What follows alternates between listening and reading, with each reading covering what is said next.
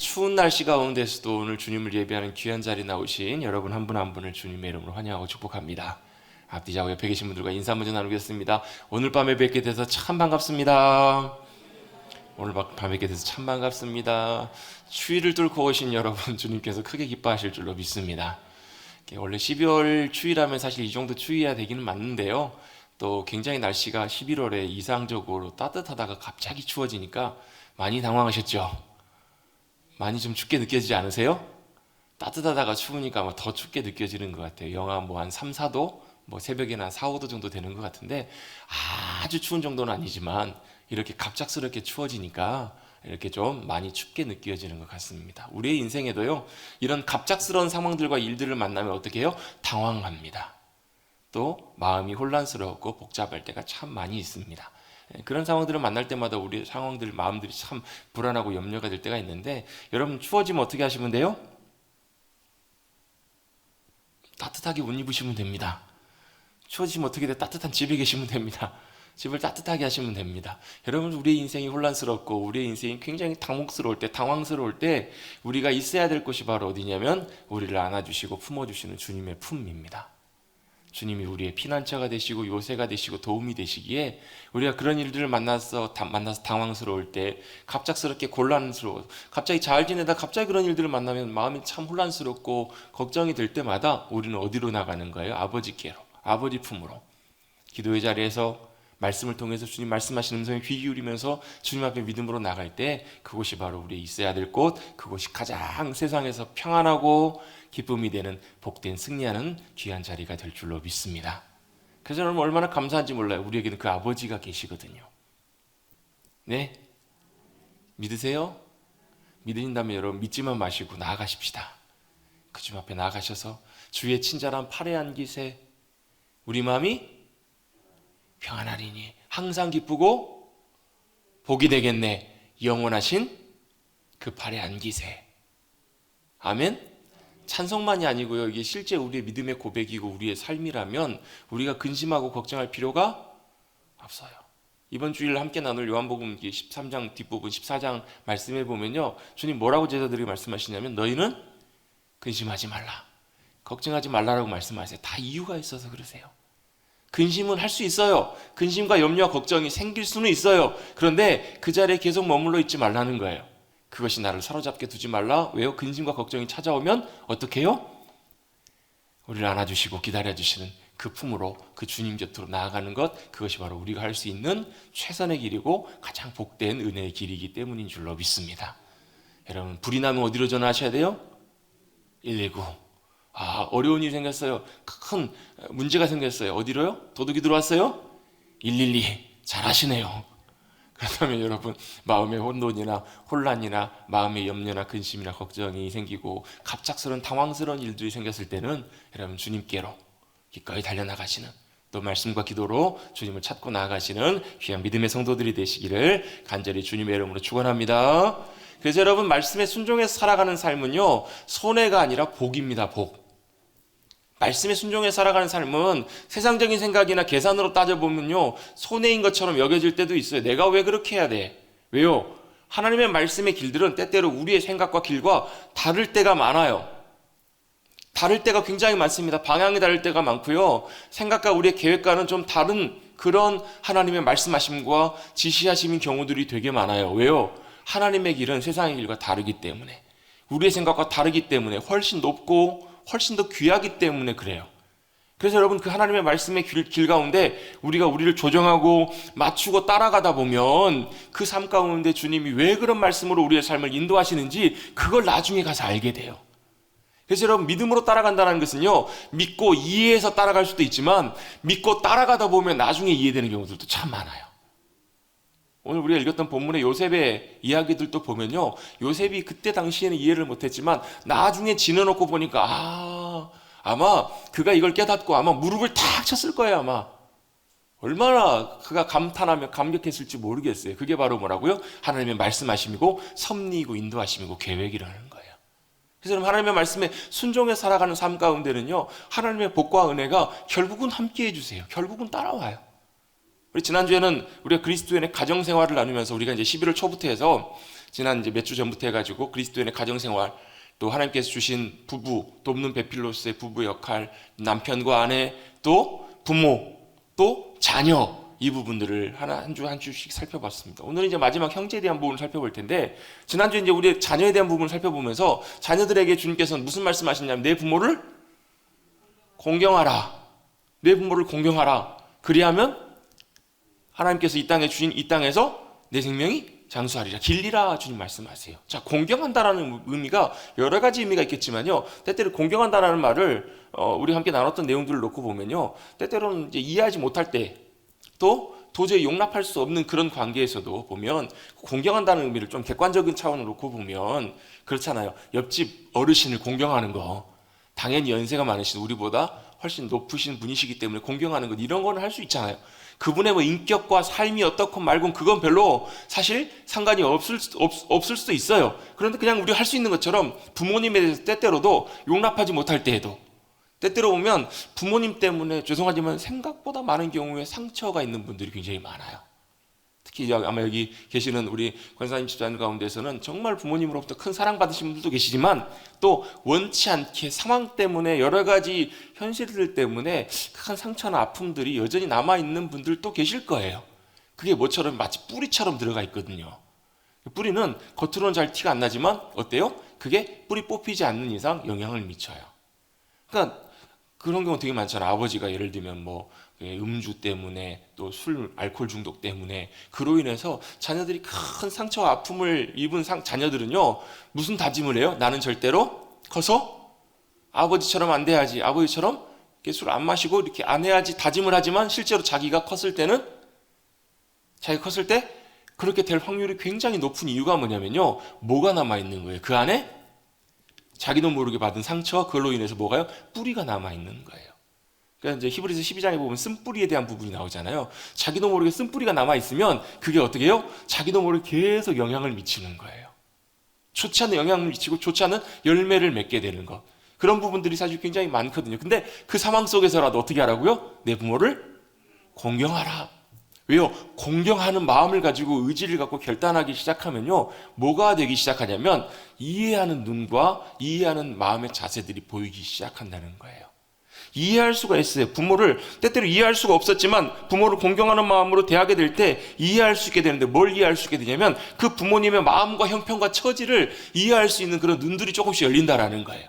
그게 열리게 되면, 그게 조금씩 보이게 되면 뭐가 느껴져요? 뭘 알게 돼요? 아, 그렇구나. 부모님이 그렇게 하셨지만 실제로는 그 마음속에는 뭐가요? 자녀를 향한 애틋한 사랑과 마음과 그런 감동들이, 그런 감격들이, 그런 애틋함들이, 그런 헌신들이 있다는 것을 깨닫게 되고 알게 된다는 거예요. 이제 우리 함께 나눈 이 성경공부를 쓰셨던 이 목사님이 본인이 겪었던 이런 얘기를 하시더라고요. 본인 예전에 이제 뭐 벌써 그 당시에 한 30년 전이니까 지금으로는 뭐 40년 이상, 한 4, 50년 된 이야기일 거예요. 그때 이제 본인이 사업을 할 때인데, 사업을 굉장히 이제 크게 하셨던 분이신데, 사업을 크게 하다가 이제 거래처에서 누가 이제 요맘때쯤 됐던 것 같아요. 거래처 사장님이 그 목사님에게, 그때 사장님일 때 사장님에게 감사합니다 하면서 뭘 갖고 오셨냐면, 시골에서 지금 쌀을, 지금이야 이제 쌀을 사실은 뭐 쉽게 살 수도 있고 그랬지만 옛날에는 다 이렇게 농사 지어가지고 가만히 이렇게 해가지고 쌀들을 팔고 뭐 시골에서 있으면 뭐 가져와서 드시고 다 그렇게 하셨잖아요. 근데 그걸 시골에서 쌀을 가져와 오셔가지고 그 이제 목사님에게 감사하다고 사장님에게 주신 거예요. 그래서 이제 그걸 싣고 집에 와가지고, 옛날에는 쌀을 어디다 보관했나요? 뒤주에다가 보관했잖아요. 그때 이제 목사님 집에 뒤주가 있어서 뒤주를 열고 거기다 쌀을 다 부으신 거예요. 다 부어놓고 딱 이제 돌아서서 났는데, 자신의 차를 운전해주는 운전기사님이 눈에 보여가지고 어떻게 했어요? 그거를 뒤져 쌀을 다시 좀 퍼가지고 그걸 좀 줬다라는 거예요. 본인이 부은 쌀에서 조금 더 퍼가지고 그 기사님에게 줬다라는 거예요. 그걸 나중에 이제 어머니가 들어오셔가지고 어머니 그 말씀하셨더니 어머니가 굉장히 화를 내시더라는 거예요. 그걸 왜 퍼졌냐고 막 화를 내주셔가지고, 그걸 그 당시에는 이해가 안 되더라는 거예요, 목사님이. 그래서 어머니가 왜 이렇게 화를 내시나? 나중에 한참 지난 다음에 어떤 교수님하고 얘기를 하는데 그런 얘기를 하시더라는 거예요. 우리나라는 과거 예로부터 집에서 제일 중요한 게 뭐예요? 쌀이잖아요, 쌀. 먹고 사는 문제가 사실 굉장히 쉽지 않았기 때문에 그 당시 제일 해야 될 제일 중요한 일 중에 하나가 뭐냐면 이 뒤주, 이걸 지키는 거라는 거예요. 그래서 그게 누가? 시어머니가 그걸 지키다가 나중에 이제 며느리가 들어와서 며느리가 잘 이렇게 하다 보면 연세가 드시고 하시면 어떻게 해요? 뒤주 열쇠를 이제 주시면서 뒤주 관리를 맡기신다는 거예요. 그럼 이제 이 며느리는 뭐 해야 되는 거예요? 목숨을 걸고 이 뒤주를 지키신다는 거예요. 왜요? 이 뒤주가 집안의 생명의 양식이 되는 거기 때문에. 그래서 들어오는 건 들어오더라도 나가는 거는 절대로 함부로 하지 않는, 철저하게 지키는, 이게 우리나라의 정서적으로 쭉 전통적으로 지내내왔던 중요한 가정을 지키는 여성, 어머니로서의 중요한 역할이라는 것을 그 교수님이, 그 목사님이 설명을 해주셨다는 게 나중에. 이런 문화가 있고 이런 분위기가 있었다고. 그걸 듣고 알고 나니까 그 어머니의 마음이 어떤 마음인지가 좀 그 당시의 것들이 이해가 되더라는 거예요.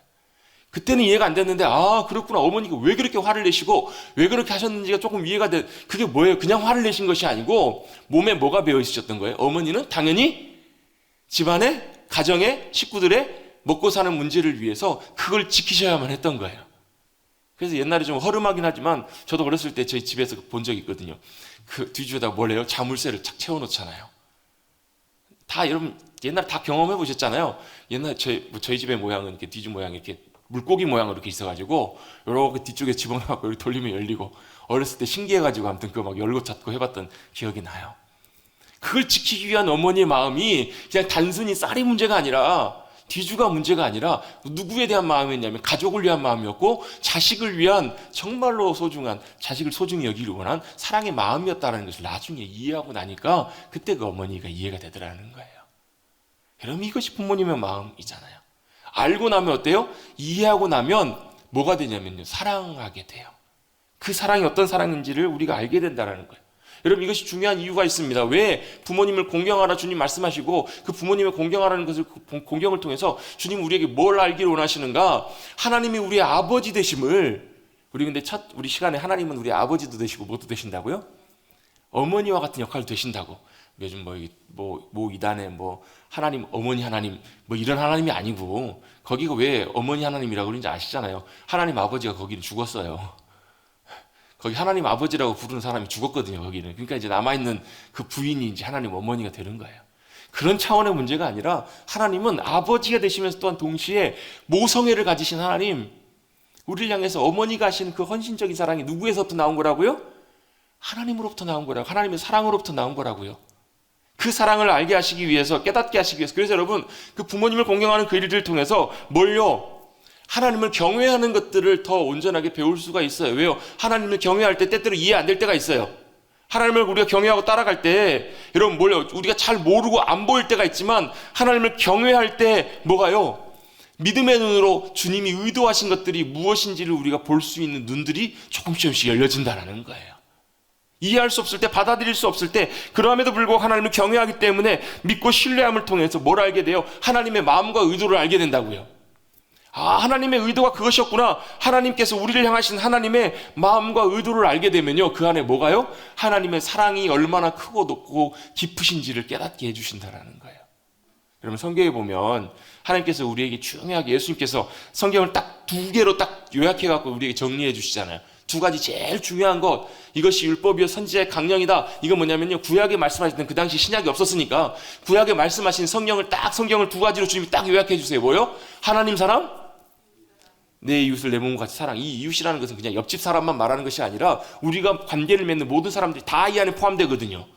하나님을 사랑하고 그 사랑으로 어떻게 하라고요? 우리가 만나는 모든 이들에게 그 주님의 사랑으로 사랑하고 섬기라. 이걸 주님이 명령하시잖아요. 여러분 한번 여쭤볼게요. 하나님 어떻게 사랑해야 돼요? 하나님 여러분 어떻게 사랑해야 하나님 사랑하는 건가요? 여러분 한번 여쭤볼게요. 하나님 사랑하라고 주님 말씀하셨잖아요. 하나님 사랑하세요? 사랑하시죠? 어떻게 해요? 어떻게 하나님 사랑하시는 게 사랑하는 건가요? 여러분 물론 사랑하면요 아깝지가 않아요. 사랑하면 있는 거 다 주고 싶어요. 진짜 사랑하면 다 주고 싶어요. 또 사랑하면 어때요? 보고 싶어요. 안 그러세요? 사랑하는데 안 보고 싶다? 그거 거짓말이에요. 사랑하면요 한 번 보고 자동으로 다 나오시죠? 한 번 보고, 2번 보고, 3번 보고. 그게 왜 그래요? 사랑하면 그래요. 사랑하면 자꾸 보고 싶어요. 또 사랑하면 어때요? 함께 있고 싶어요. 함께 있는 게 기쁨이에요. 또 사랑하면 있는 거 없는 거 다 퍼져도 아깝지가 않아요. 근데 어떻게 그렇게 사랑할 것인가? 여러분, 이 사랑한다라는 것은 단순히 이런 행동만, 행위만을 말하는 것이 아니에요. 물론 여러분 당연히 사랑하면 죽어도 아깝지가 않아요. 행동, 이런 것들이 다 따라와요. 헌신, 다 주는 것, 이런 실제적인 행동들이 따라가요. 여러분 사랑한다면서 여러분 아무런 행동도 하지 않는 것, 그거 여러분 그것도 의심해 봐야 돼요. 사랑한다고 하면서도요 아무것도 하지 않아요. 희생이 없는 거, 그거 여러분 진짜 사랑이 아닐 수도 있어요. 그런데 여러분 사랑한다고 해서 이런 희생을 하고 이런 일들을 다 한다고 해서 이게 진짜 사랑인가? 아니요. 그거보다 더 중요한 게 있어요. 이런 희생, 이런 행동, 이런 헌신의 모습 가운데 뭐가 담겨 있어야 되냐면 우리의 마음과 중심이 담겨 있어야 돼요. 무슨 마음이요? 사랑하는, 열망하는 그 마음과 중심이 그 모든 행동과 삶과 헌신을 통해서 담겨져 있어야 된다는 거예요. 여러분 진짜 여러분 예를 들면 한번 생각해 보세요. 부모님이 우리를 사랑하셔서 우리도 부모님을 사랑해요. 그래서 부모님을 사랑해서 뭐예요? 헌신하고 희생해서 막 돈도 많이 갖다 드려요. 여러분 부모님이 제일 좋아하시는 게 뭐예요? 뭘 제일 좋아하세요? 돈이 제일 좋으시잖아요. 안 그러세요? 근데 여러분 돈을 많이 갖고 왔어. 돈은 자녀들이 항상 많이 보내줘요. 그래서 돈은 많이 받는데 뭐가 없어요? 마음이 그 안에 담겨져 있지 않으면, 마음이 전달되지 않으면 그 돈을 아무리 부모님들이 많이 받아도 부질없이 느껴진다는 거예요. 돈도 물론 중요하겠지만 돈 안에 뭐가요? 부모님을 향한 사랑의 마음, 귀하게 여기는 마음, 감사하는 그 마음들이 담겨 있을 때 그 부모님들이 돈을 감사함으로 받으시지, 돈 안 보내줘도요 그 마음과 그 사랑의 마음들이 전달이 되면 부모님들이 더 기뻐하시지 않을까? 그러세요? 안 그러세요? 그래도 돈인가요? 그래도 돈이 전달돼야 되나요? 그러신가 봐요. 실제로 물론 그렇게 드려야죠. 근데 여러분 그 안에 정말 중요한 것들이 담겨져 있어야 되잖아요. 주님께 드리는 것도 마찬가지예요. 주님께 드리는 헌신, 주님께 드리는 열정, 주님께 드리는 우리의 물질, 순종, 그 모든 것들이 다 중요하겠지만 거기에는 뭐가 담겨 있어야 되냐면요, 우리의 주님을 향한 사랑과 귀한 마음, 감사하는 마음, 이런 열정들이 그 안에 담겨져 있어야 주님이 그 마음과 중심을 받으실 줄로 믿습니다. 왜요? 주님은 돈이 필요하신 분이 아니시거든요. 주님 우리의 물질이 필요하신 분이 아니세요. 우리의 뭘 받기를 원하세요? 우리의 마음과 중심을 원하시는 분이세요. 근데 여러분 그 사랑으로, 그 마음으로 사랑하기 위해서 제일 중요한 게 뭐냐면요, 우리가 그렇게 사랑해야지 이렇게 한다고 사랑해지지가 않아요. 여러분 사랑할 수 있는 것이 안 돼요. 여러분 사랑하고 여러분 한번 여쭤볼게요. 여기 계신 분들 이 추운 날씨에 이렇게 예배 드리시러 오실 분들이시라면 저는 확신하고 여러분에게 여쭤볼 수 있을 거예요. 뭘요? 여러분 주님 사랑하시죠? 아마 여기 계신 분들 다 아마 사랑하신다고 대답하실 거예요. 근데 어떻게 사랑하느냐에서 제일 중요한 게요, 우리가 헌신하고 희생하고 하나님 앞에 귀한 것을 드리고 이게 다 중요하겠지만 여기에 뭐가 담겨 있어야 된다? 우리의 마음과 중심이 담겨 있어야 된다고요. 이게 담겨 있으려면 어떻게 해야 가능한가? 우리가요, 하나님께서 우리를 어떻게 사랑하시는지, 하나님의 사랑의 그 풍성한 것들을 우리가 실제로 경험해 봐야, 그 사랑을 깨달아야, 알게 돼야, 그 사랑을 받아봐야 그 사랑으로 우리도 주님을 사랑할 수 있다는 거예요. 여러분 부모가 자식을 사랑하는 사랑이 먼저예요? 자식이 부모를 사랑하는 사랑이 먼저예요? 당연히 부모가 자식을 향한 사랑이 먼저죠. 부모가 자녀를 향해 사랑을 쏟아부었을 때 나중에 자녀가 그 사랑을 알고 어떻게 해요? 그렇구나, 부모님 나를 이렇게 사랑하셨구나. 그 사랑 때문에 부모님을 향해서 똑같이 사랑하는 것처럼 우리도 여러분, 우리가 먼저 사랑하는 사랑이 먼저가 아니고요, 우리가 아직 죄인 됐을 때, 로마서 5장 8절에 보면 우리가 아직 죄인 됐을 때, 우리 하나님을 알지도 못할 때부터 하나님이 우리를 어떻게 하셨다고요? 사랑하셨다고요. 그 사랑하신 증거가 뭐예요? 우리를 위해서 독생자 아들 예수 그리스도를 우리 위해서 내어주심으로 주님이 십자가에 죽으심이 우리에게 뭐가 됐다고요? 증거가 됐다고요. 사랑의 징표가 되었다고요. 여러분, 그래서 우리가 예수님의 십자가에 죽으심을 통해서 뭘 볼 수 있어야 되냐면요, 하나님 아버지의 마음, 하나님 아버지의 사랑을 볼 수 있어야 돼요. 제가 몇 번 나눈 적이 있는데요, 패션 오브 크라이스트라는 영화 보신 분도 계실 거예요. 멜 깁슨이라는 분이 이렇게 만든 영화거든요. 유명한 배우잖아요. 근데 이제 그분 배경이 약간 그 천주교 캐톨릭 쪽에 가깝기 때문에 그리스도의 고난, 순환 쪽에 많이 초점이 맞춰져 있는데요, 제가 그 영화를 보면서 가장 감탄했던 장면이 마지막 장면이에요. 예수님이 십자가에서 이제 운명하시고 돌아가시고 고개가 뚝 떨어질 때 마치 카메라가 어떻게 올라가냐면, 카메라가 예수님의 십자가 죽으심을 비추다가 갑자기 카메라가 조금씩 위로 올라가요. 그래서 마치 이렇게 하늘에서 보는 것처럼, 위에서 이렇게 보고 있는 것처럼 카메라가 이렇게 딱 비춰져요, 예수님의 십자가의 죽으심을. 근데요, 이 장면이 조금 있다 어떻게 바뀌냐면, 이 갑자기 화면이 흐릿해져요. 흐릿해지고 나서 어떤 일이 벌어지냐면요, 흐릿해진 이유가 뭐냐면 이게 물방울처럼 이렇게 돼가지고 이게 뚝 떨어지는 모습이 나와요. 예. 우리 보통 그렇잖아요. 눈물이 나면 눈이 갑자기 흐려지잖아요. 이렇게 눈이 이렇게 물이 고이시면 감정들이 다들 메마르셔가지고 눈물이 여러분 그래요. 눈물이 나면 여러분 눈이 물이 고이면 그렇잖아요. 여러분 눈이 뿌옇게 흐려지잖아요. 하나님 아버지의 마음을 그렇게 영화에서 극적으로 이렇게 표현해낸 장면이 이렇게 마지막 장면에 나오거든요. 여러분 예수님의 십자가의 죽으심의 제일 중요한 부분은 뭐냐면요. 하나님 아버지의 우리를 향한 사랑이고 마음이에요. 여러분 우리가 그 사랑을 깨닫고 경험하고 깊이 있게 알아가야 우리가 뭐 할 수 있냐면 그 사랑으로 우리도 주님 사랑할 수 있어요. 우리가 주님의 사랑을 깨닫고 경험하는 만큼 받은 만큼 우리가 주님 앞에 드릴 수 있거든요. 여러분 그 귀한 주님의 사랑, 하나님 아버지의 귀한 사랑을 놀랍게 경험하시고 그 사랑으로 주님을 더 사랑하실 수 있는 저와 여러분 되시기를 간절히 주님의 이름으로 축원합니다. 그래서 여러분 신앙생활의 본질을요, 신앙생활을 딱 한마디로 줄여보면 뭐라고 말씀드리냐면 하나님과의 인격적인 사랑의 관계예요. 무슨 말인가? 하나님과의 사랑의 관계라는 거예요. 친밀한 사랑의 관계. 신앙생활에서 제일 중요한 게 뭐예요? 관계예요. 하나님과 우리와의 관계가 어떻게 해요? 친밀한 사랑의 관계로 가까워져서 나중에는 어떻게 해요? 완전히 하나 되는 거예요. 그걸 예수님께서 요한복음 17장에 돌아가시 직전에 마지막 하셨던 기도 가운데 하셨던 기도의 핵심적인 내용이 그거예요. 하나님 아버지에게 아버지와 내가 하나인 것처럼 아버지와 내가 또 저들이 하나가 되게 하여 주십시오 라고 기도하고 계세요. 하나가 어떻게 돼요? 우리 김양기 장로님, 한기순 권사님하고 하나시죠? 어떻게 해요? 이럴 때 크게 아무튼 대답하시더라고요. 왜요? 성경에서 뭐라고 말씀하셨어요? 남자와 여자가 둘이 하나가 되라고요. 둘이 하나가 어떻게 돼요? 사랑 안에서. 아멘. 그게 여러분 부부의 중요한 부르심이고 목적인 줄로 믿습니다. 예? 아니 맞아요. 그 안에 사랑을 하나 되라고. 그 관계, 그 귀한 사랑의 놀라운 관계처럼 하나님과 우리가 놀랍게 하나님의 사랑 안에 하나가 되어 가시는 저와 여러분 우리 모두가 되시기를 다시 한번 주님의 이름으로 축복합니다. 그게 바로 하나님께서 우리에게 보여주기를 원하시는 가정의 중요한 모델이고 모습이에요. 부부와의 관계를 통해서, 부모와 자녀의 관계를 통해서. 오늘은 이제 마지막 시간으로 형제 간의 관계의 문제인데요. 가정하면 뭐 있어요? 물론 부부가 나오죠. 그 다음에 부모, 자녀가 나옵니다. 그리고 맨 마지막에 나오는 게 뭐예요? 형제 자매가 나오죠. 형제 간의 이제 부분들을 성경에서는 뭐라고 말씀하고 있는지 한번 살펴보도록 하겠습니다. 형제가 없는 집들도 있겠지만 대체적으로 보면 부모님 밑으로 자녀가 태어날 때 하나, 둘, 여러 자녀들이 태어납니다. 우리나라에서는 그 형제들의 관계를 뭐라고 부르냐면 동기간이라고 부르죠. 동기간. 같은 이제 나무에서 나온 한 줄기, 같은 뿌리라는 거죠. 동기간이라고도 부릅니다. 같은 뿌리에서 나온 같은 줄기들이고 나무들이라는 거. 한 뿌리에서 나온 형제 자매들. 이런 관계들이라고 합니다. 한 나무에서 난 가지들입니다. 성경에서도요, 굉장히 많은 형제들의 이야기가 등장합니다. 어떤 형제들이 나오나요? 성경에 제일 먼저 나오는 가인과 아벨. 그렇죠? 그리고 또 누가 나오나요? 노아의 세 아들.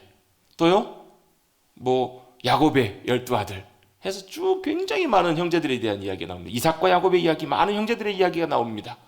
마찬가지로 우리 그리스도인들도 물론 여러분 이 형제들은 혈통적인 형제들이지만 우리 성도가 다 그리스도인들도 다 뭐예요? 예수 그리스도의 피로 하나 된 한 형제 자매인 건 여러분 이제 이해가 되시죠? 왜 우리가 서로 형제 자매라고요? 한 피 바다? 한 몸 이뤘으니까. 이해가 되시죠? 그래서 사실 다 우리 교회에서 형제 자매라고 호칭을 부르는 것은 그냥 듣기 좋으라고 부르는 것이 아니에요. 실제적인 사실 호칭이기도 해요. 왜요? 하나님을 아버지로 모시고 예수 그리스도의 피로 하나가 되었기 때문에. 뭘 형제라고 해요? 부모님으로부터 부모님의 피를 함께 받아 누린 그 지체들을 갖다 형제 자매라고 하잖아요. 형제간이라고 표현하는 것처럼 우리는 다 그리스도 안에서 한 형제 자매들이에요. 한 형제 동기간들이에요. 한번 해보십시다. 옆에 계신 분을 보면서 형제님에겐 형제님, 자매님에겐 자매님 한번 해보십시다. 형제님, 자매님. 어색하세요? 익숙할 때까지 해야 돼요. 왜요? 우리는 그리스도 안에서 한 피바다 한 몸 이룬 한 형제 자매이기 때문에. 여러분, 저도 이제 어렸을 때 동생하고 참 많이 싸웠거든요. 많이 싸울 때마다 부모님이 참 그걸 못마땅해 하시고 참 싫어하셨어요. 막 혼도 많이 났어요. 근데요, 제가 자식을 키워보니까 그 마음이 어떤 마음이신지 조금 이해가 돼요. 저희 아이들도 참 아빠를 닮아가지고 참 치열해요. 아이들도 보면 참 아무튼 잘 지내다가도 또 아무튼 이렇게 막 치고받고 하고 여자들 가는데도요, 여자아이들 가는데도 아주 그냥 너무너무 친밀해요. 너무너무 친밀해요, 그냥. 예. 그렇습니다. 근데 그 마음이 어떤 마음이 좀 알겠어요. 아무리 뭐 서로 좋다고 해도 뭐 서로 치고받고 하고 막 그러면서 보면 안 그랬으면 좋겠다라는 생각들, 마음들이 참 들어요. 좀 잘 지냈으면 좋겠다. 뭐 분명히 저 닮았을 거예요. 저희 아내는 안 그랬다고 하니까. 저희 아내는 전혀 안 그랬대요. 정말로 이해를 못해요, 저희 아이들을. 저희 아내는 동생하고 너무너무 잘 지내가지고 한 번도 싸운 적이 없다고 하더라고요. 뭐 그렇다니까 그렇게 저는 믿어요. 하여튼 뭐 너무너무 잘 지냈다는데 저희 아이들은 확실히 절 닮았나 봐요. 아무튼 그래서 막 티격태격 막 그래요. 물론 더 무서운 게 뭐예요? 고운정보다 미운정이 더 무섭잖아요. 아마 나중에 지내고 나면 아마 더 잘 지낼 거라고 저는 그렇게 생각을 해요. 서로 막 그러면서 정들어가지고 진짜 무서운 정이잖아요, 이게 보면. 어쨌든 간에 형제들 간에 서로 다투고 갈등이 생기고 하면 부모로서 바라볼 때 참 마음이 어때요? 참 마음이 너무 안타깝고 마음 아프고 그런 것처럼 우리 믿음의 형제 자매들 가운데서도 그런 갈등들이나 서로 반목이나 이런 것들이 있으면 누가 싫어하실까요? 당연히 하나님 아버지께서 마음 아파하시고 싫어하시겠죠. 우리가 다 그리스도 안에서 한 형제 자매임을 우리가 잊지 말아야 될 줄로 믿습니다. 그런데 이제 오늘 나눌 내용들은 이 그리스도 안에서 한 형제 자매 이 부분도 중요하겠지만 이거보다도 실제적으로 우리 가정에서 한 형제 자매들 우리 한 몸을 이룬 우리 형제간 그 관계 가운데 그리스도인으로 어떻게 행동하고 살아가야 되는가 그 부분들을 잠깐 우리 좀 함께 좀 다루려고 합니다. 왜냐하면요, 형제라는 것은 한 피바다 한 몸을 이뤘지만 한 핏줄로 나온 한 동기간이지만 오히려 이 형제들 간의 갈등, 좋은 관계라면 참 아름다운 형제 자매의 관계를 이루어가지만 뭐 사소한 문제 때문에 생긴 갈등이 생겼다, 문제가 생겼다 그러면 어때요? 어떤 경우에 보면은 오히려 남보다 못한 그런 관계, 그런 갈등, 어려움을 생기는 그런 가정들도 참 못해요. 남보다 못한 그런 관계가 생기기도 하는 것이 우리 형제가 아니잖아요. 왜 그럴까? 그 이유를 뭐 몇 가지로 예측해 볼 수 있겠지만 가정 안에서 좀 보면 그 자기 입장이라는 게 있잖아요. 그러니까 자기 기대치가 있는 것 같아요. 장남은 뭐예요? 내가 장남이니까. 또 동생 막내는 어때요? 나는 막내니까. 이러면서 어떻게 하는 거예요? 장남 같은 경우 어때요? 동생들이 당연히 형님을 존중해주고 인정해주고 따라와야 된다라는 그런 어떤 기대치들이 있잖아요. 동생은 어때요? 형들이니까 당연히 형님이시니까 당연히 잘 대해주고 잘 도와주고 이래야 된다는 어떤 기대치들을 갖고 있기 때문에 그런 이유들이 생긴다라는 거예요. 어떻게 해도 다 사실 불만인 경우들이 생기는 이유가 바로 뭐냐면 서로에 대한 어떤 기대치나 생각이나 기대들이 다르기 때문에 그래요. 또 형제들 간의 갈등이 생기는 이유 중에 하나가 뭐냐면 형제가 많아지면 많아질수록 뭐 또 치열해져요? 경쟁도 치열해집니다. 제가 아는 친한 제 친구 중에 한 친구도 형제가 굉장히 많아요. 그래서 저는 그 친구 보고 처음에 보고 깜짝 놀랐어요. 너무 삶을 치열하게 살아요. 뭐 하나 음식을 먹더라도요, 전투적으로 먹어요. 라면을 먹는데 자기 먹는 것뿐만 아니라 남의 먹는 걸 방해해 가면서까지 먹어요. 왜 그런가 봤더니 자기는 몸에 배었대요. 형제가 너무 많아가지고 라면 하나 끓여도 순식간에 정신 안 차리고 있으면 금방 없어져 버리는 거예요. 치열하게 살다 보니까 어떻게 해요? 형제들이 물론 그게 막 남들처럼 막 이런 관계는 아니지만 뭐 하는 거 자기도 모르게 경쟁하게 되는 거예요. 조금이라도 놓이려고 아들이 혼자면 식탁에 사과 하나 놓여 있으면 누가 먹으면 돼요?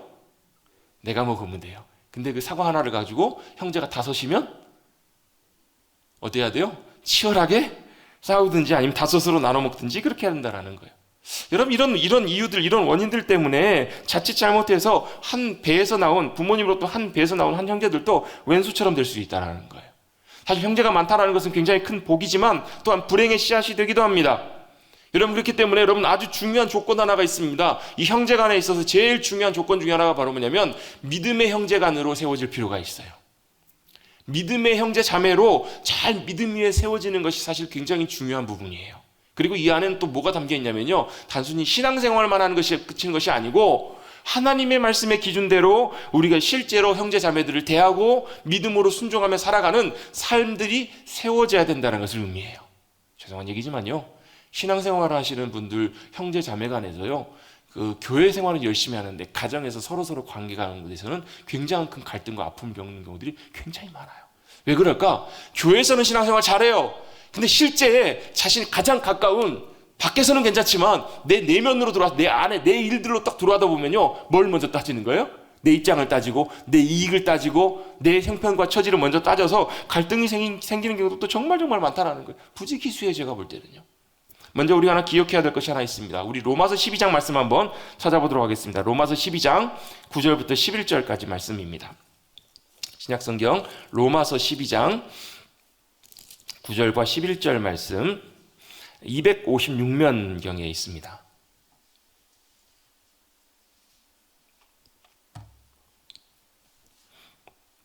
로마서 12장 9절부터 11절까지 말씀.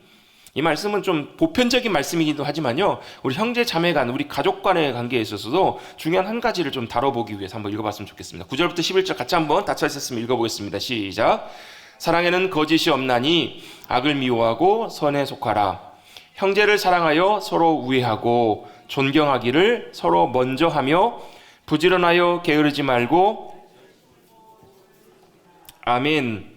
사랑에는 거짓이 없고, 그래서 악을 미워하고 선에 속하십시다. 그리고 어떻게 하라고? 형제를 사랑합시다. 그리고 또 서로 우애하고 존경하기를 어떻게 하라고요? 서로 먼저 하라. 여기서 중요한 한 단어를 우리가 좀 기억했으면 좋겠습니다. 맨 뒤에 있는 단어에 뭐예요? 서로 먼저 하라. 서로 먼저 어떻게 하라고요? 서로 먼저 하라고요. 서로 먼저. 서로 하라가 아니라 서로 하되, 누가 먼저가 아니라 서로 먼저 하라. 이것이 바로 관계에 있어서 또 형제 자매 간에 우리 가정 가운데 굉장히 중요한 원리임을 성경은 우리에게 말씀해 주고 있습니다. 여러분, 이 원칙은 여러분 성도의 신앙생활의 원리하고도 굉장히 비슷하죠. 왜요? 신앙생활에서 주님이 뭐라고 말씀하세요? 큰 자는 어떤 자라고요? 섬기는 자가 큰 자다. 세상에서는요, 큰 자는요, 위에 있는 사람은 섬김을 받는 사람이에요.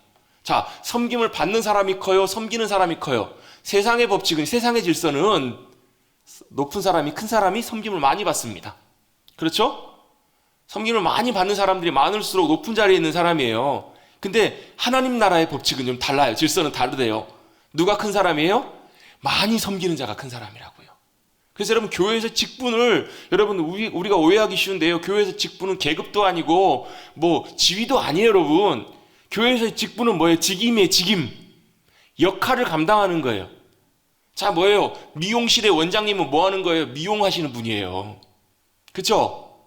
그렇죠? 병원의 원장님은 뭐 하는 거예요? 환자들 고치는 분이에요.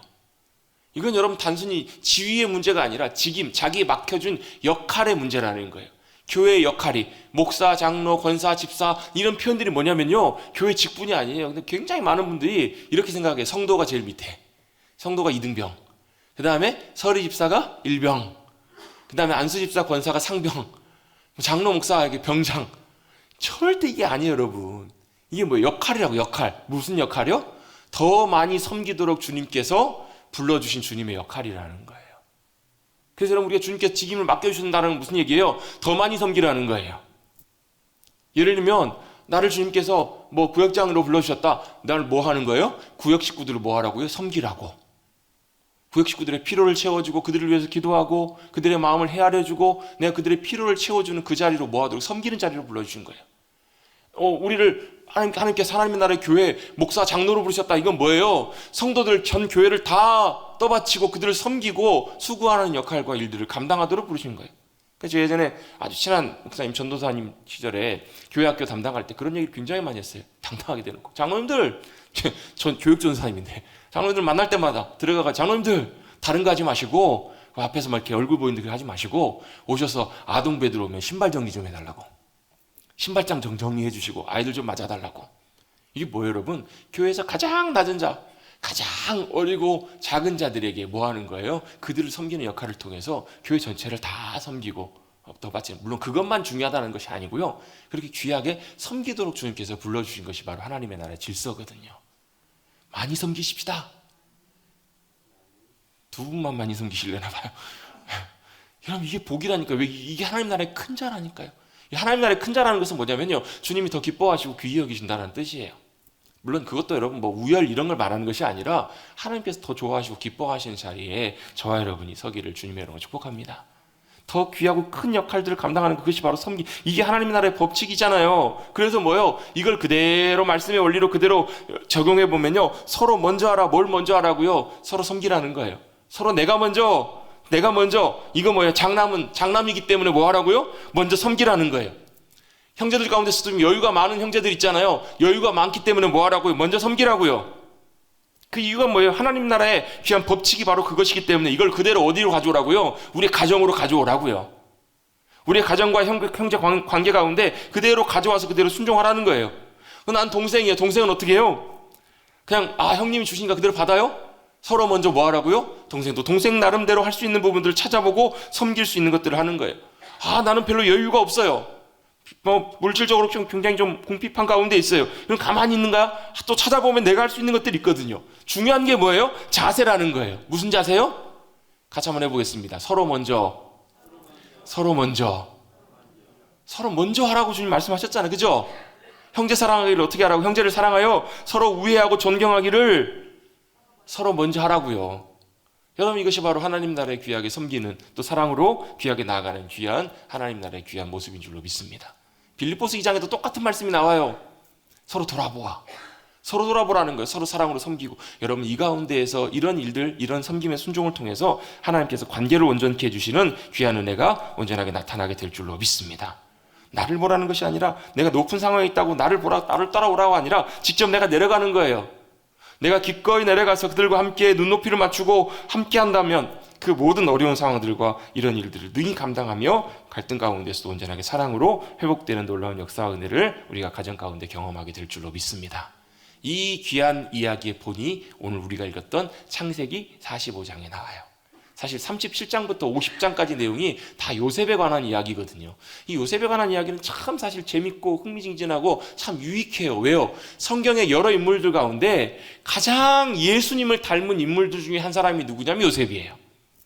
예수님의 그 모습과 행적과 행하셨던 모든 일들의 패턴이 요셉이 겪었던 그 과정들과 굉장히 유사해요. 제가 예전에도 한번 간단하게 정리해 드린 적이 있는데, 사실 따져놓고 보면 굉장히 비슷해요. 요셉이 구덩이에 던져진 것, 감옥에 던져진 것, 이것이 예수님의 십자가의 죽으심과 저 음부에 내려간 것 같고요. 주님 하나님께서 요셉을 들어 세우셨던 것처럼 예수님을 주님께서 이렇게 들어 세우신 것도 비슷하고 굉장히 유사한 것들이 굉장히 많아요. 그런데 이 이야기들은 여러분들께 잘 아실 거예요. 요셉이 어떻게 지금 이 자리까지 와 있는지 여러분 이야기 다 아시죠? 잘 모르시는 분은 아시는 분에게 물어보십시오. 아마 대부분 다 아실 거예요. 대표적인 형제들의 이야기가 바로 이 요셉의 형제들의 이야기인데, 요셉의 형제가 몇 명이에요? 11명입니다. 요셉 빼고 11명. 그 중에서 11명 중에 형이 몇 명이에요?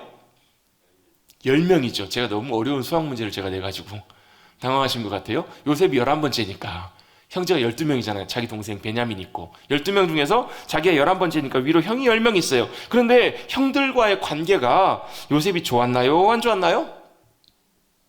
별로 좋지가 않았어요. 형들과 굉장히 큰 갈등들이 있었습니다. 그럼 형제들 가운데서 갈등이 있는 분들도 좀 계실 거예요. 쉽지는 않거든요, 그 문제가. 요셉의 가정, 이 가정도 진짜 죄송한 얘기지만 콩가루 집안이에요. 진짜 보면 답이 없는 집안이 서로 물론 이해는 합니다. 배다른 형제들, 어머니가 4명이잖아요, 보면. 본 어머니가 2명이고 첩을 통해서 2명 해가지고 총 4명의 어머니 밑으로 나오는. 그러니까 어떻게 보면 이 형제들 가운데서도 약간 그런 것도 좀 있겠죠. 적자서자 이런 개념 같이 이렇게 여겨지는 형제들도 있을 것이고, 또 그 중에서 아버지가 누구를 제일 편애해요? 요셉을 제일 편애했기 때문에 갈등들도 있었겠죠. 문제의 이유와 원인이야 여러 가지가 있었겠지만, 중요한 것은 이런 갈등들 때문에 결국은 누가요? 요셉이 형들로부터 어떻게 해요? 거의 죽임 당한 것과 똑같아요. 죽으라면서 구덩이에 던져버리잖아요. 그리고 거기서 그친 것이 아니라 결국은 노예로 팔아버립니다. 이 정도라면 형제라기보다는 뭐에 가까워요?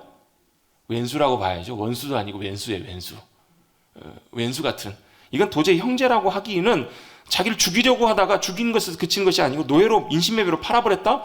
이제는 여러분 더 이상 형제의 관계를 끊어도 사실은 전혀 이상하지 않을 만큼 이런 큰 남남보다 오히려 더 못한 관계에 요셉과 형들이 지금 놓이게 된 거잖아요. 그쵸? 이런 상황 속에 놓이게 된 거예요. 이런 상황 속에서 우여곡절 끝에 요셉이 뭐가 되냐면 애굽의 총리가 됩니다.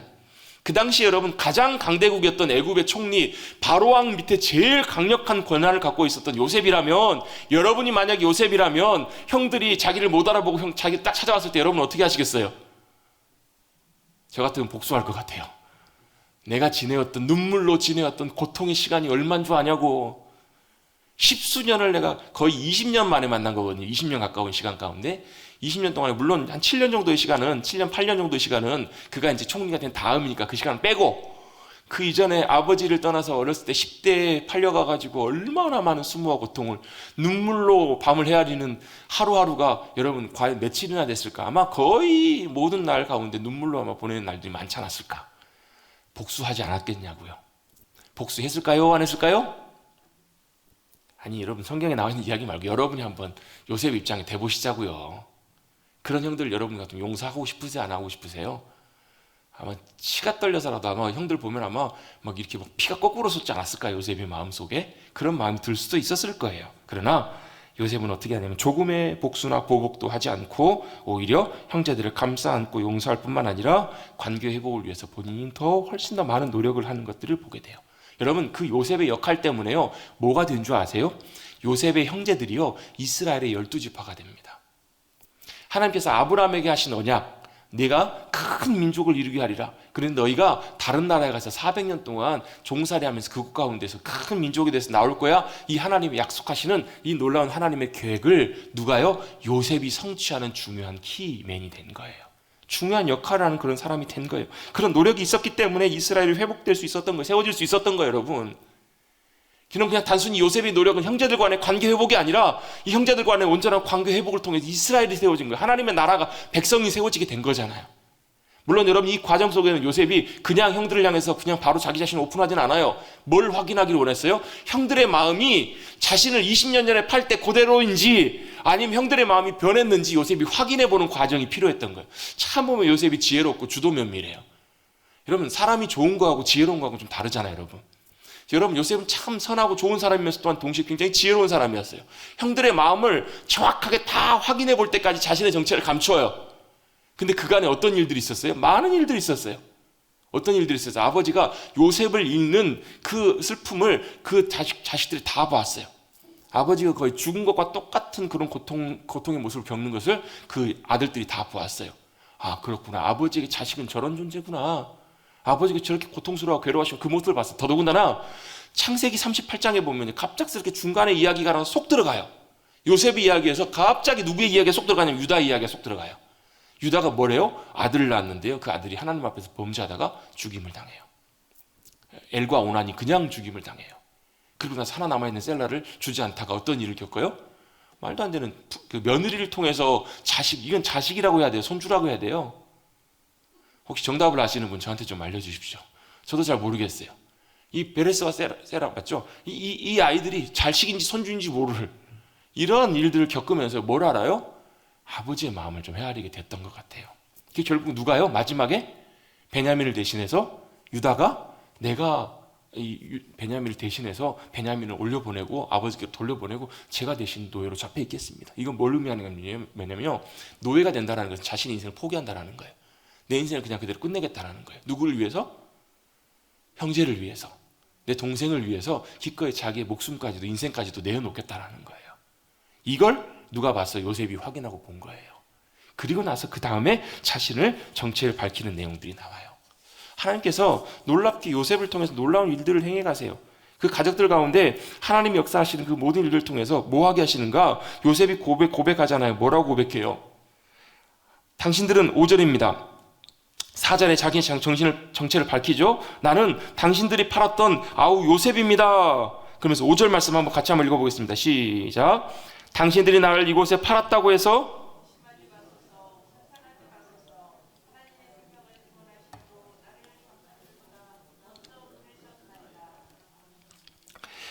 요셉은 뭘 알았냐면요. 하나님께서 이 일들을 행하셨다는 것을 보게 돼요. 알게 돼요.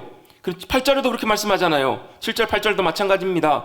하나님이 큰 구원으로 당신들의 생명을 보존하고 당신들의 후손을 세상에 두시려고 나를 당신들보다 먼저 보내셨나니 요셉은 뭘 본 거예요? 하나님의 놀라운 구원의 역사들을 본 거예요. 요셉이 아니었다면 애굽뿐만 아니라 자기 형제들과 가족들과 그 주변에 있는 모든 사람들이 기근 때 다 쫄쫄쫄 굶어 죽을 수 있는 상황 속에서 하나님은 누구를요?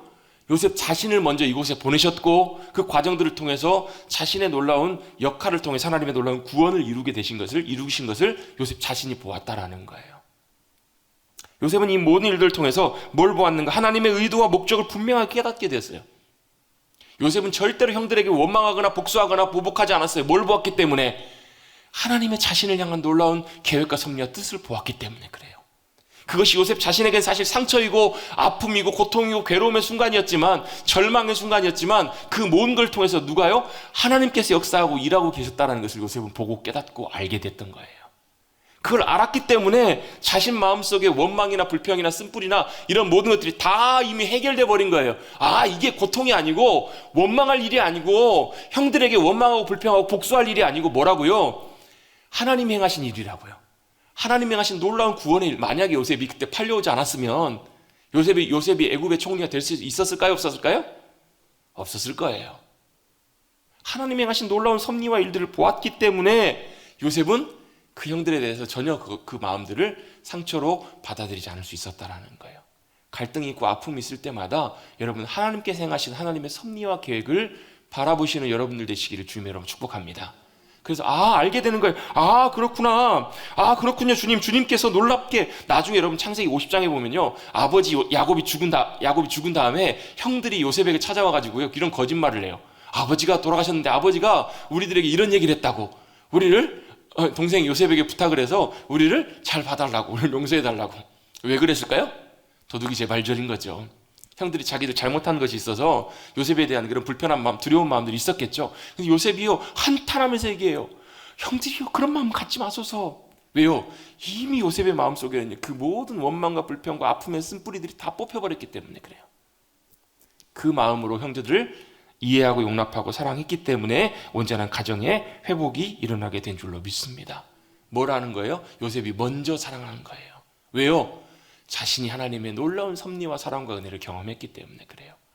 여러분, 하나님께서 우리를 통해서 행하시는 놀라운 구원의 역사하심, 행하시는 놀라운 일들을 발견하시고 하나님의 신실한 사랑과 은혜를 풍성하게 경험하시는, 그래서 저와 여러분 우리 모두가 놀랍게 회복돼 가시는 저와 여러분 되시기를 주님의 이름으로 축복합니다.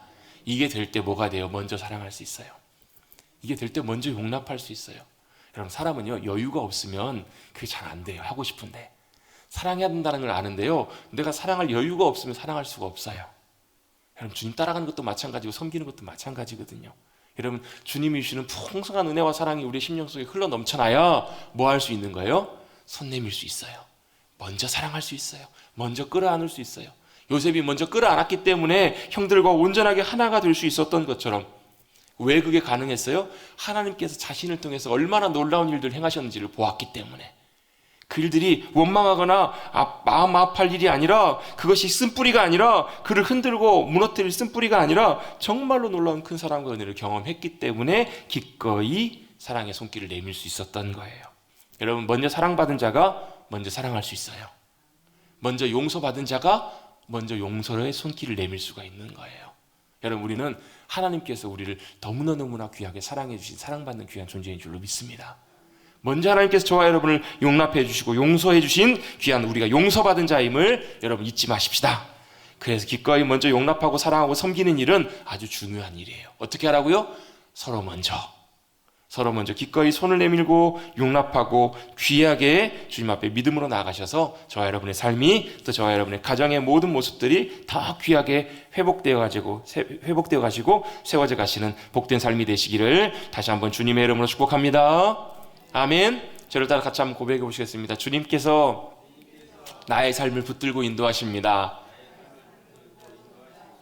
놀랍게 나의 삶을 붙들고 인도하시고 섭리하고 계시는, 섭리 가운데 역사하고 계시는 그 주님을 믿음 가운데 의지하고 바라보시고 그 주님의 마음으로, 그 주님의 사랑으로 용납하고 사랑으로 섬길 수 있는 저와 여러분 우리 모두가 되시기를 다시 한번 주님의 이름으로 축복합니다.